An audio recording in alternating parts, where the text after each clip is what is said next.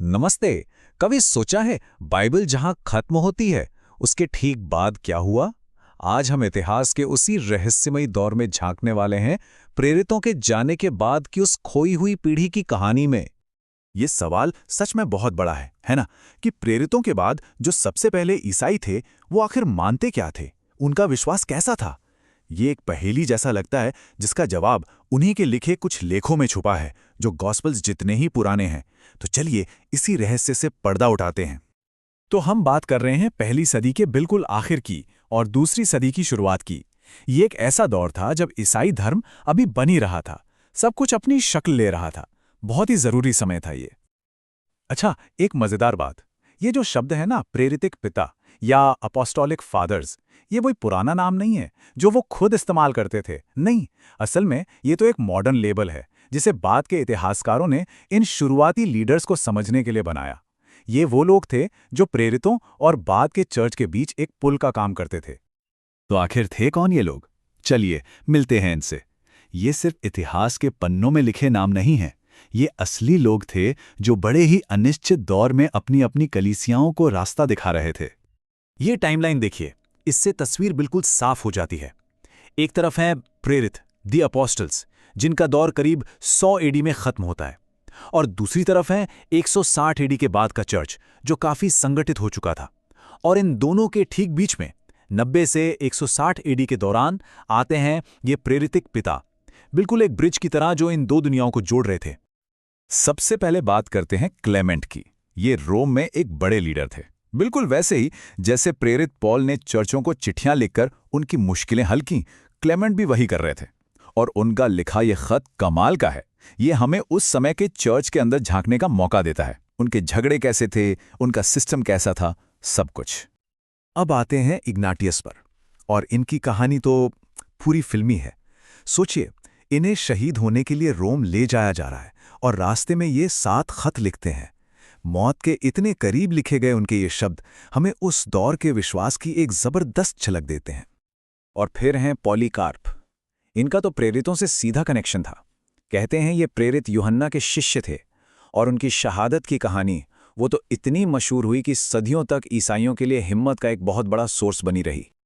तो सवाल ये है कि इन लोगों ने आखिर लिखा क्या था? चलिए एक नजर डालते हैं दूसरी सदी के चर्च की कुछ बेस्ट सेलर किताबों पर। क्या हमारा एक ईश्वर और एक मसीहा और कृपा की एक आत्मा नहीं है? ये क्लेमेंट ने लिखा था। अब ये बहुत कमाल की बात है, क्योंकि ये दिखाता है कि ट्रिनिटी जैसा बड़ा आइडिया, जिसे ऑफिशियली डिफाइन होने में सदियों लग गए, उसकी जड़ें बहुत पहले से ही जमनी शुरू हो गई थी। एक और बहुत ही दिलचस्प लिखावट है डिडाके, जिसका मतलब है शिक्षा। इसे आप समझ लीजिए कि ये उस समय के ईसाइयों के लिए एक तरह की हाउ टू गाइड थी। मतलब एक ईसाई की तरह जीना कैसे है, बपतिस्मा कैसे लेना है, प्रभु भोज कैसे करना है, सब कुछ स्टेप बाय स्टेप बताया गया था।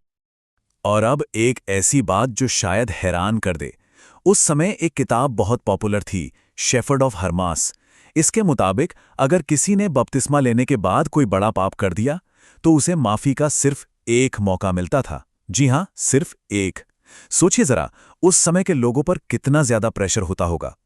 तो इन सभी लेखों की सबसे खास बात क्या है?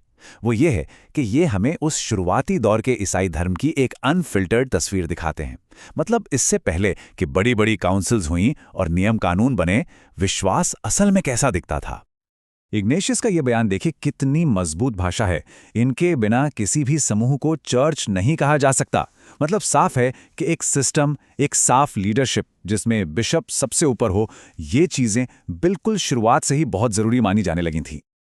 ये टेबल बहुत दिलचस्प है। ये दिखाती है कि शुरुआती ईसाई धर्म कोई एक जैसा नहीं था। अलग अलग जगहों पर अलग अलग बातों पर जोर था। जैसे एशिया माइनर में जहां पॉलीकार्प थे, वहां मसीह के साथ एक पर्सनल जुड़ाव पर फोकस था। रोम में, जैसा क्लेमेंट के लेखों में दिखता है, वहां नैतिकता और चर्च के सिस्टम पर जोर था। और अलेक्जेंड्रिया में तो पुराने नियम की गहरी फिलोसॉफिकल व्याख्या करने का चलन था। तो मतलब एक बहुत ही वाइब्रेंट, डाइवर्स विश्वास था ये। और इसी डाइवर्सिटी का एक और बढ़िया उदाहरण है पापियस। वो यीशु की कई बातों को इकट्ठा कर रहे थे और खास तौर पर अंत समय के बारे में सिखा रहे थे। उनका एक खास विश्वास था जो आज भी काफी चर्चा में रहता है। ये जो आइडिया था, इसे कहते हैं प्रेमिलेनियलिज्म। मतलब ये मानना कि मसीहियत धरती पर वापस आकर सचमुच में 1000 साल तक राज करेंगे। ये जानना इसलिए ज़रूरी है क्योंकि ये दिखाता है कि ये विचार, जो आज भी कई चर्चों में बहुत पॉपुलर है, ये कोई नई बात नहीं, ये चर्च के बिल्कुल शुरुआती दिनों से मौजूद है। तो अब आते हैं सबसे बड़े सवाल पर। अगर ये सारी किताबें इतनी पुरानी और इतनी ज़रूरी थी, तो फिर ये बाइबल का हिस्सा क्यों नहीं है? देखिए, इसका कोई एक सीधा सा जवाब नहीं है। न्यू टेस्टामेंट को फाइनल करने का जो प्रोसेस था वो काफ़ी लंबा और कॉम्प्लेक्स था। इन लेखों की बहुत इज्जत थी, पर ये कुछ ज़रूरी पैमानों पर खरे नहीं उतरे। जैसे कुछ किताबें सिर्फ एक लोकल चर्च की समस्याओं के बारे में थी, या फिर उन्हें हर जगह प्रेरितों की लिखी किताबों के बराबर का दर्जा नहीं मिला था। इसलिए उन्हें पढ़ने के लिए तो अच्छा माना गया, पर धर्मग्रंथ का हिस्सा नहीं बनाया गया। तो आखिर में इन लेखों की सबसे बड़ी कीमत क्या है? वो ये है कि ये हमें ईसाई धर्म के उस शुरुआती दौर में ले जाते हैं जब वो अपनी पहचान बना रहा था। ये एक ऐसी खिड़की है जिससे हम उस विश्वास को देख सकते हैं जो नियमों में बंधा नहीं था, जिसमें बहुत विविधता थी और जो बहुत ही रॉ और असली था। तो आज की बात हम इसी एक बड़े सवाल के साथ खत्म करेंगे। जरा सोचिए, अगर शेफर्ड ऑफ हर्मास या इग्नाशियस के खत आज बाइबल का हिस्सा होते, तो आज का ईसाई विश्वास और चर्च कितना अलग होता। सोचने वाली बात है ना? हमारे साथ जुड़ने के लिए धन्यवाद।